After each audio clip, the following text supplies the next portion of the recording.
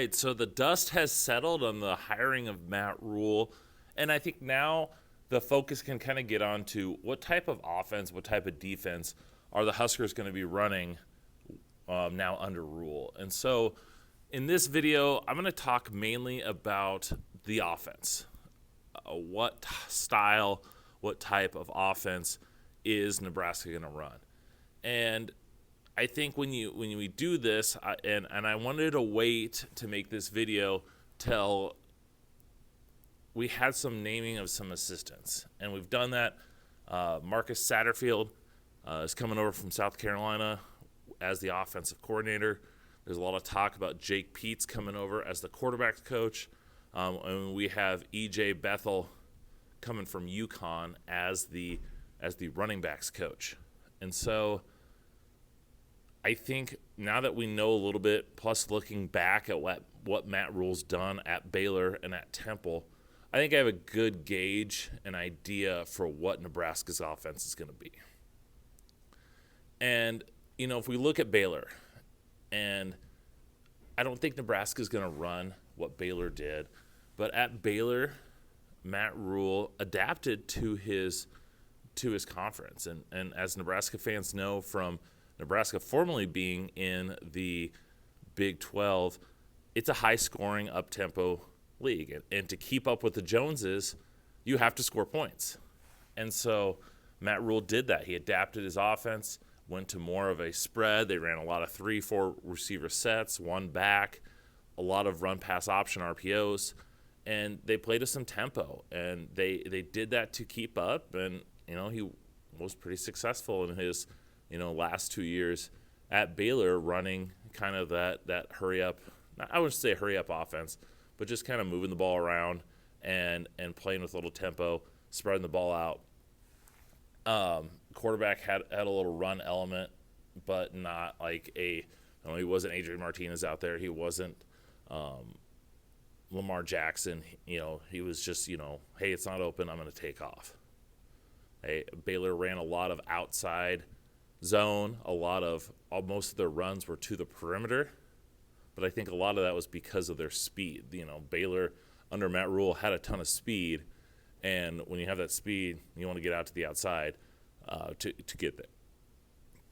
Now, like I said, I don't think Baylor or Nebraska's going to run what Matt Rhule did at Baylor, largely because he has flat out said that he adapted his offense to fit the Big 12, and he's kind of said along the same things so far at Nebraska, talking about adapting to the Big 10, having a strong offensive line, and kind of wanting to, basically all indications he wants to bully people. And so that's why I think we need to kind of look back to what Matt Rhule did at Temple. And if you go back and look at that 2016 season specifically, I think Husker fans are going to be pretty excited, because Temple under Matt Rhule in 2016 ran a lot of I formation type looks, whether it was a straight I formation with a fullback. I know it's going to get a lot of Husker fans excited. But not only the straight up I, but a little bit of an offset I. They used their fullback a lot. You go on YouTube and watch that Temple game, their impact player that ESPN highlighted was a fullback. And they ran the ball downhill. They ran toss sweep. They ran power. They ran, inside runs. And Temple had two good running backs, Raquel Armstead and Jahad Thomas, both rushed for over 900 yards. And they were a physical team. They wanted to run the field downhill, but they weren't a Iowa, Wisconsin, Minnesota, where they're just going to load up and pound you. They would run and be physical, but they still had a little bit of a more modernized feel. And I like that they used tight ends. They had a lot of 2 tight end sets. So you would see a lot of 22 personnel, 2 backs, 2 tight ends. So 1 receiver. They'd run some 21 where they'd have one tight end and 2 receivers. And so I think it was a good, I've been one that's like, I think in the Big Ten, I've kind of evolved my thinking, and I've thought that for Nebraska to be successful, we've tried to run Scott Frost spread offense. Just didn't really fit. I think the players that Nebraska can get and be successful, running more of a physical, not a pro-style offense, what people will call Iowa, but I think being more of the under center, let's have a physical run game to go along with maybe more of a modern passing attack, I think that's what could be successful. And I think that's what we could do if you look back to what Rhule ran at Temple. Now, one other thing I think it's important to consider is Nebraska's new offensive coordinator, Marcus Satterfield, offensive coordinator and tight ends coach. He's coming from South Carolina, where he's been South Carolina's offensive coordinator the past 2 years. The same South Carolina team that just beat Clemson and just beat Tennessee. And Satterfield's been with Rhule at Temple, at Baylor, in Carolina with the Panthers, and then he went off on his own to be the offensive coordinator. And I love that he's getting that experience. Matt Rhule, if he does bring in Jake Peetz, it's not official yet, but he's getting a guy that's a former SEC offensive coordinator. He's getting Marcus Satterfield. Maybe he didn't put up huge numbers at South Carolina running their offense, but he's been an SEC offensive coordinator. And I just love that experience that they're bringing in. And at South Carolina, Satterfield ran, a pretty open offense, one back primarily. Once again, I don't know if that's what they're going to run at Nebraska. But one thing that I loved about Satterfield was how he used tight ends. I've been a big proponent on whoever Nebraska hires to really feature the tight end, because I think Nebraska can be a school that, we see it with Iowa, we see it with Wisconsin. They always have good tight ends. Nebraska has always had good tight ends. Vokalek's good. They've got Austin Allen before that. Thomas Fedoni, hopefully he can stay healthy. Other guys we've recruited, I think Nebraska can find 6'5", 6'6" athletic basketball players that can play tight end. And I think that is a good thing, and mainly because I love the way that Satterfield's used them.